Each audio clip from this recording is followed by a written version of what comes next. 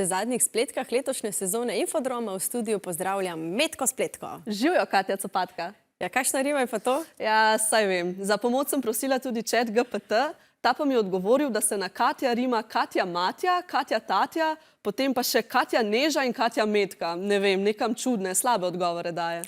Ja, se strinjam in predvidevam, da je torej tvoj današnji prispevek povezan z umetno inteligenco. Še prej pa mi povej, kaj je prejšnji mesec odmevalo na naših družbenih omrežjih? Na YouTubeu je nesporna zmagovalka glasbenica Eva z Leo Sirk. Na Instagramu ste največkrat pogledali vse o varnosti na spletu. Pohvalno. Na TikToku čist hudo ima zelo veliko srčkov razlagalni prispevek o dnevu upora proti okupatorju. Žal pa je bilo tam tudi veliko neprimernih komentarjev, torej manj pohvalno. Ja, le kaj bi o tem rekel chat GPT? Sistem z umetno inteligenco v obliki klepetalnika. Bom preverila, mi je pa napisal besedilo za napoved. In sicer, v oddaji Infodrom smo se pogovarjali o chat GPT-ju, kaj je, kako deluje, kakšne so njegove prednosti in pomanjkljivosti. In ti je všeč? Solidno. Dodala bi še, da sem se o chat GPT-ju pogovarjala z učenci na osnovni šoli Prebold in strokovnjakoma iz inštituta Jožef Štefan. Menite, da je ta slika resnična ali ne? Jaz mislim, da ta slika ni resnična. Bunda, recimo, bela preveč.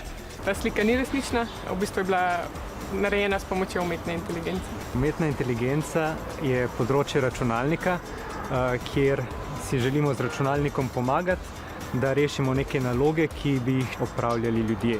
Mladi se danes res pogosto in povsod srečajo z umetno inteligenco. Naprimer na telefonu, Google prevajalnik, pa Google Maps.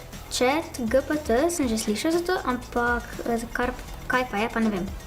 Ko mu damo neko vprašanje, naprimer, kdo je France Prešeren, zadaj je zelo velik jezikovni model, ki je pa nevronska mreža, ki je naučena na zelo veliko besedila.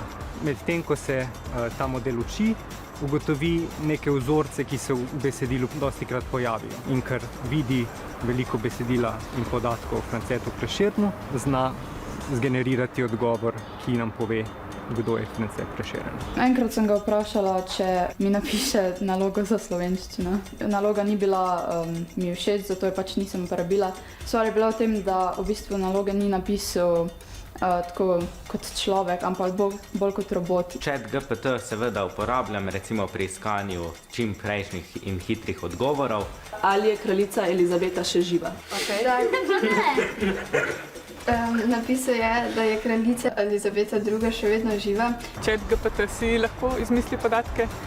Recimo, to je velikokrat pogosto, ko ga vprašamo za kakšen vir in nam potem poda neko povezavo, ki pa velikokrat sploh ne obstaja. Odgovoril je, da je predsednik Slovenije Borut Pahor, čeprav ni. Moramo pa biti pri tem seveda pazljivi, kritično ovrednotiti, preveriti odgovor. Je vse še boljš pogooglati, ko pa uporabi chat GPT. Ali pa kakšno knjigo odpreti. Ja.